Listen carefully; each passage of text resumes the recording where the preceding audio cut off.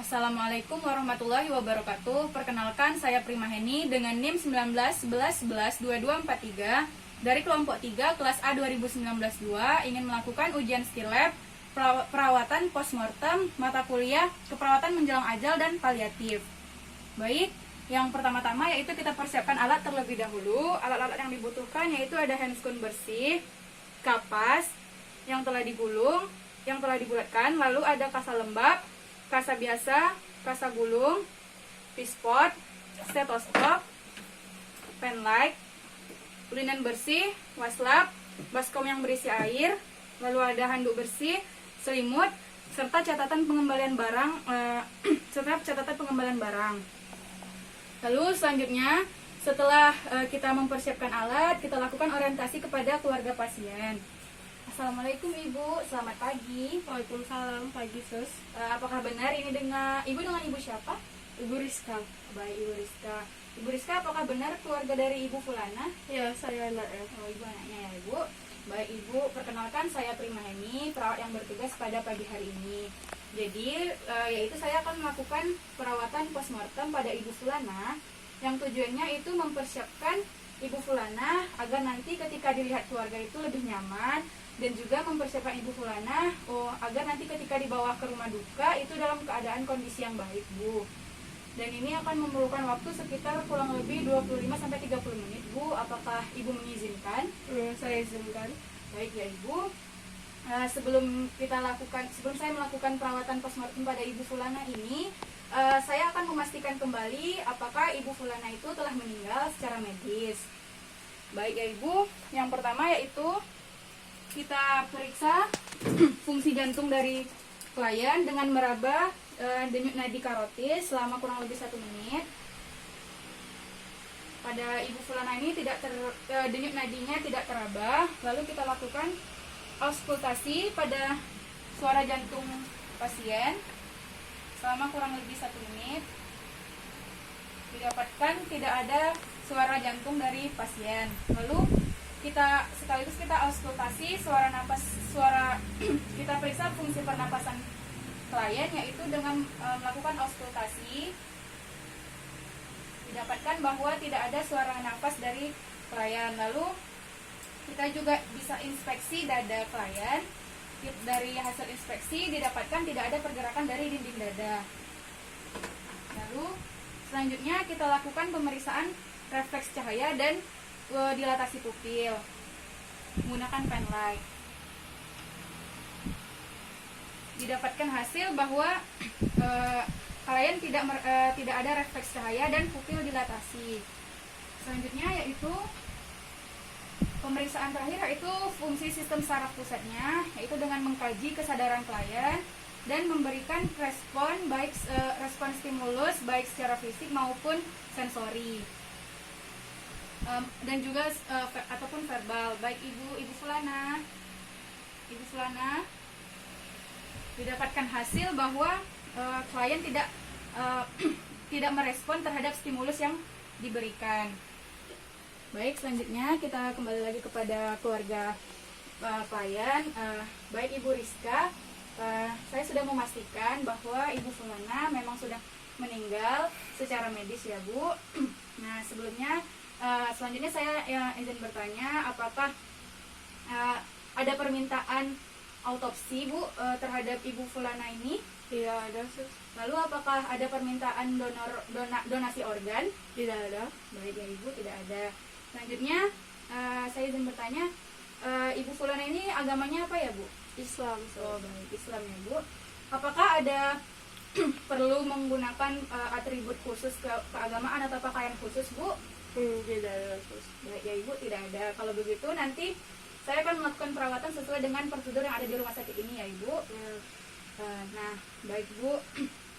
Selagi saya melakukan perawatan postmortem ini, Ibu silakan menunggu di luar dulu ya Bu. Nanti akan saya panggil kembali Bu setelah selesai. Baik Bu, silakan. Selanjutnya kita tutup sampiran atau pintu ruangan untuk menjaga privasi klien. Lalu kita gunakan sarung tangan.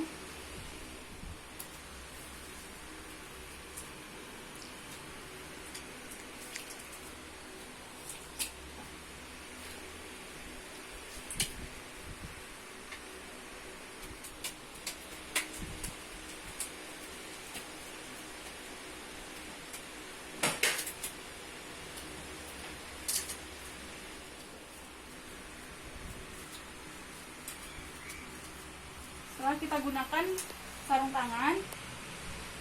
Lalu kita tutup kelopak mata klien. Jika tidak mau tertutup, maka kita bisa meletakkan kasa lembab di atas kelopak mata klien.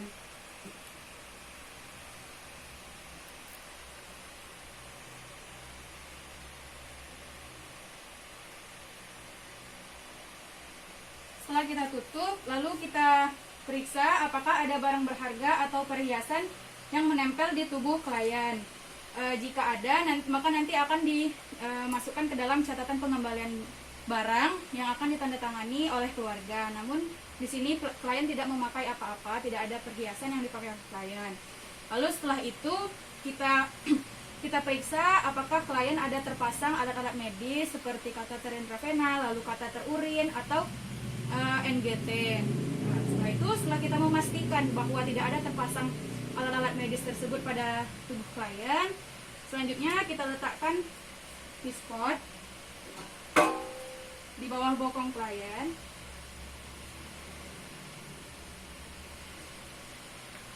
Lalu kita lakukan palpasi dari perut sampai dan kandung kemih klien untuk mengeluarkan sisa-sisa cairan, urin atau sisa-sisa hasil pencernaan klien. Setelah itu kita letakkan kembali pispotnya dan kita bersihkan tubuh klien menggunakan waslab yang sudah dicelupkan ke dalam air.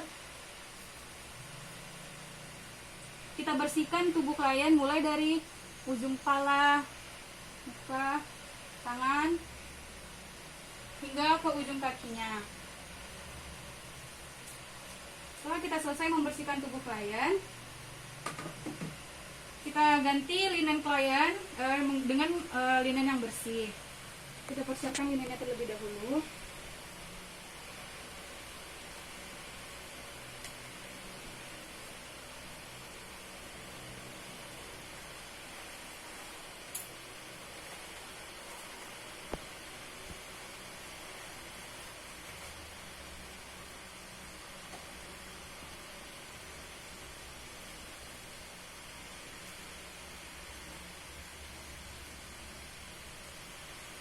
Kita buang linen yang kotor ini ke tempat kotor, baskom kotor. Lalu setelah kita mengganti linen klien dengan linen yang bersih, kita periksa di mulut klien apakah klien itu ada terpasang gigi palsu. Di sini didapatkan bahwa klien tidak memakai gigi palsu. Lalu kita letakkan handuk di bawah dagu klien. Tujuannya yaitu untuk menjaga agar rahang klien tetap tertutup. Selanjutnya kita letakkan kapas yang telah dibulatkan di lubang hidung klien, di kedua lubang hidungnya, dan juga kita letakkan kapas yang telah dibulatkan ini di kedua lubang telinga klien. Setelah itu selanjutnya kita akan mengikatkan dari dagu sampai ke ujung kepala klien dengan menggunakan kasa gulung.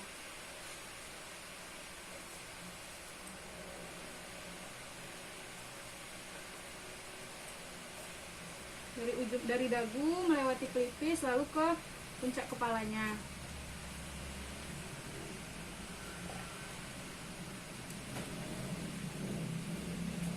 Setelah itu kita lakukan juga pengikatan pada pergelangan tangan klien. Sebelumnya di antara pergelangan tangan itu diletakkan kasa.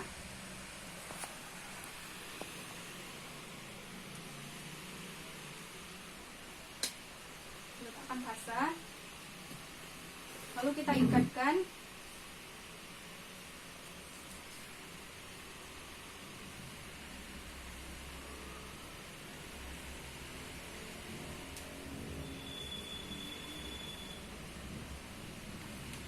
secara longgar dari tangan klien.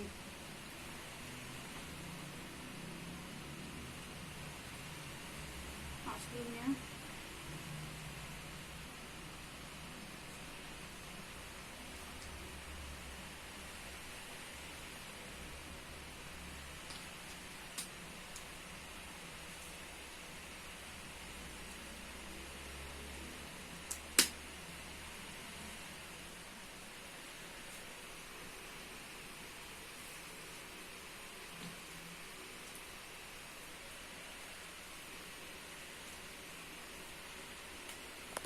kita mengikat pergelangan tangan klien, lalu kita lanjut mengikat pergelangan kaki. Yang sebelumnya juga di antara pergelangan kaki itu diletakkan kasa.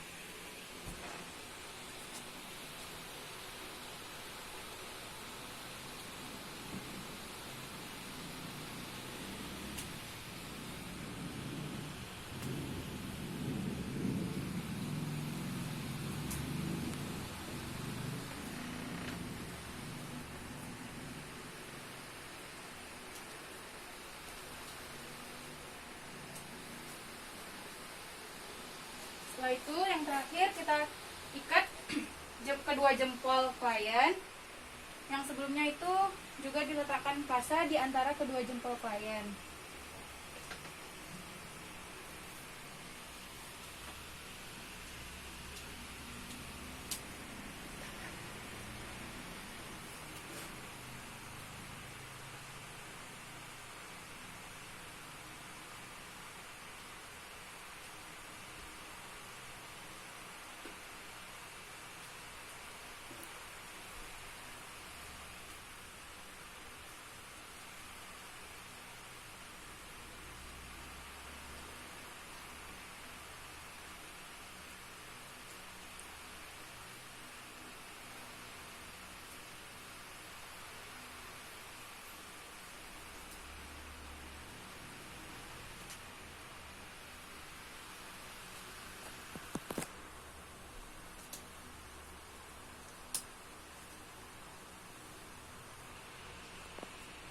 Setelah itu kita ikat kedua jempol klien. Lalu setelah kita melakukan pengikatan pada pergelangan tangan, pergelangan kaki, lalu jempol kaki klien, kita tutup, kita selimutkan klien, seluruh badan klien mulai dari ujung kaki hingga ujung kepala.